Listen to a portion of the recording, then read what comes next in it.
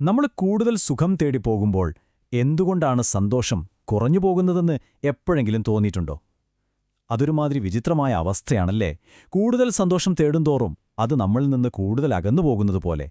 ശരി, ഈയൊരു തോന്നലിന്റെ പിന്നിലെ ആ രഹസ്യം നമുക്കിന്ന് എന്താണെന്ന് നോക്കാം. ഒരു പ്രത്യേക കാരണമൊന്നുമില്ലാതെ എന്തെങ്കിലും ഒരു ചെറിയ റിലീഫിനു വേണ്ടി നിങ്ങൾ വെറുതെ ഫോണിൽ ഇങ്ങനെ സ്ക്രോൾ ചെയ്ത സമയം കളഞ്ഞിട്ടുണ്ടോ? അങ്ങനെയാണെങ്കിൽ നിങ്ങളൊറ്റയ്ക്കല്ല.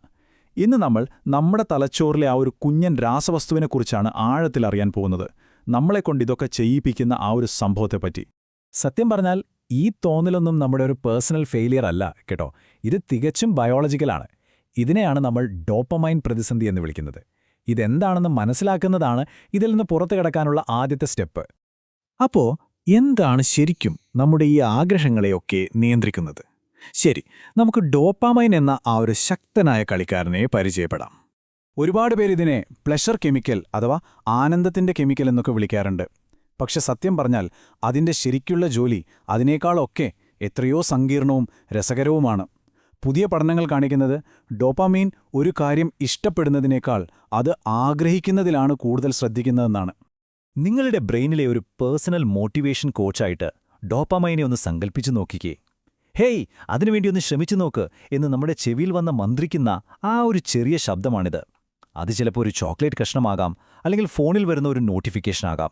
ചുരുക്കി പറഞ്ഞാൽ പ്രതിഫലങ്ങൾ തേടിപ്പോകാൻ നമ്മളെ പ്രേരിപ്പിക്കുന്ന, നമ്മുടെ ആഗ്രഹങ്ങൾക്ക് ഇന്ധനം നൽകുന്ന ഒരു കെമിക്കൽ. അപ്പോ നമ്മുടെ ഈ ആഗ്രഹങ്ങളൊക്കെ എങ്ങനെയാണ് കൺട്രോൾ ചെയ്യുന്നത്? അവിടെയാണ് നമ്മുടെ തലച്ചോറിലെ ആ ഒരു സുഖദുഃഖ സീസോയുടെ കളി വരുന്നത്. നമ്മുടെ തലച്ചോറിന് ഏറ്റവും ഇഷ്ടമുള്ള ഒരു കാര്യമാണ് ബാലൻസ്. ഇതിനെയാണ് ഹോമിയോസ്റ്റാസിസ് എന്ന് പറയുന്നത്. ഒരു വശത്തേക്ക് കൂടുതൽ നേരം ചരിഞ്ഞിരിക്കുന്നത് തലച്ചോറിന് അത്ര ഇഷ്ടമുള്ള കാര്യമല്ല. ഇതെങ്ങനെയാണ് വർക്ക് ചെയ്യുന്നതെന്നല്ലേ? നിങ്ങളുടെ തലച്ചോറിനകത്ത് ഒരു സീസോ ഉണ്ടെന്ന് വിചാരിക്കുക. നിങ്ങൾക്ക് ചെറിയൊരു സുഖം കിട്ടുമ്പോൾ, അതായത് ഒരു പുതിയ മെസ്സേജ് വരുമ്പോൾ, സീസോ സുഖത്തിന്റെ ഭാഗത്തേക്ക് അങ്ങോട്ട് ചായുന്നു. പക്ഷേ തലച്ചോർ ഉടനെ തന്നെ ദുഃഖത്തിന്റെ ഭാഗത്തേക്ക് കുറച്ച് സാങ്കൽപ്പിക ഗ്രംലിനുകളെ അയക്കും.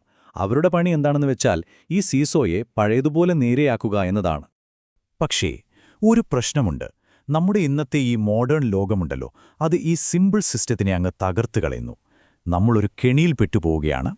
സത്യം പറഞ്ഞാൽ നമ്മൾ ജീവിക്കുന്നത് ഡോപ്പമൈൻ ട്രിഗറുകളുടെ ഒരു സമുദ്രത്തിലാണ്. എവിടെ തിരിഞ്ഞാലും നമ്മുടെ സീസോയെ ആ സുഖത്തിന്റെ വശത്തേക്ക് തള്ളിയിടാൻ എന്തെങ്കിലുമൊക്കെ ഉണ്ടാകും. ഇവിടെയാണ് ഈ ലളിതമായ ബാലൻസിംഗ് സിസ്റ്റം മൊത്തത്തിൽ താളം തെറ്റുന്നത്. ഡോക്ടർ അന്ന ലിംകെയുടെ ഈ വാക്കുകൾ ഇതിന്റെ ഒരു ഭീകരത നമുക്ക് കാണിച്ചു തരും. അവർ റൊമാൻസ് നോവലുകൾക്ക് അടിമപ്പെട്ട സ്വന്തം കഥ തന്നെ പറയുന്നുണ്ട്.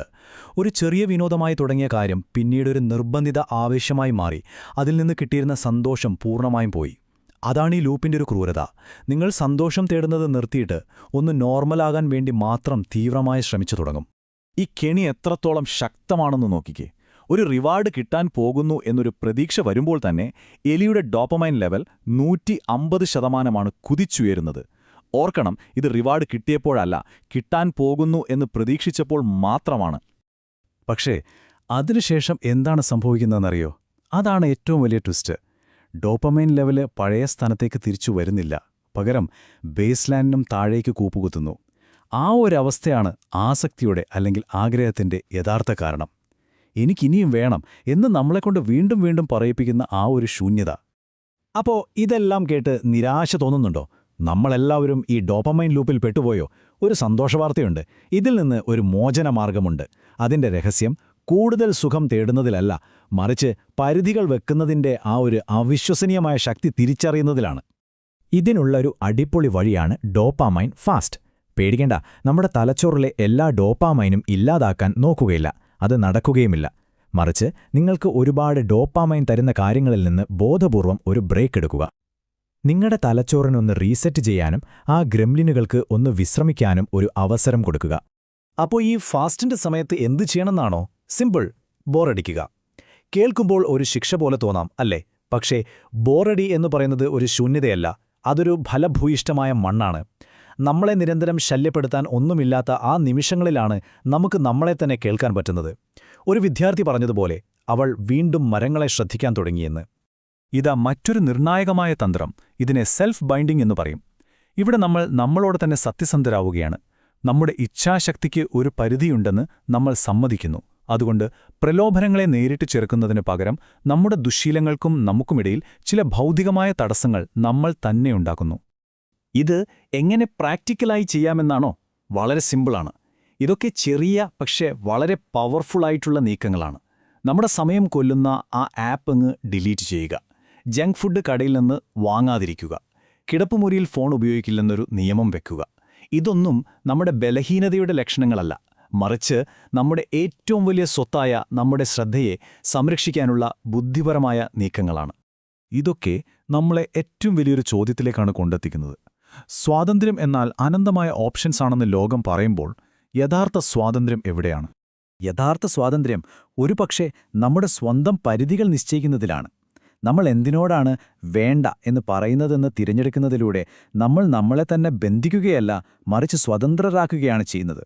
നമ്മുടെ ശ്രദ്ധ, നമ്മുടെ സമയം, പിന്നെ ലളിതമായ കാര്യങ്ങളിൽ നിന്ന് യഥാർത്ഥ സന്തോഷം കണ്ടെത്താനുള്ള നമ്മുടെ കഴിവ്, അതൊക്കെ നമ്മൾ തിരികെ പിടിക്കുകയാണ്. അപ്പോൾ ഞാൻ ഈയൊരു ചോദ്യം നിങ്ങളോട് ചോദിച്ചുകൊണ്ട് നിർത്തുകയാണ്. നിങ്ങളുടെ സ്വന്തം സ്വാതന്ത്ര്യം തിരിച്ചുപിടിക്കാൻ ഇന്ന് നിങ്ങൾക്ക് വെക്കാൻ കഴിയുന്ന ആ ഒരു ചെറിയ അതിർത്തി അത് എന്തായിരിക്കും?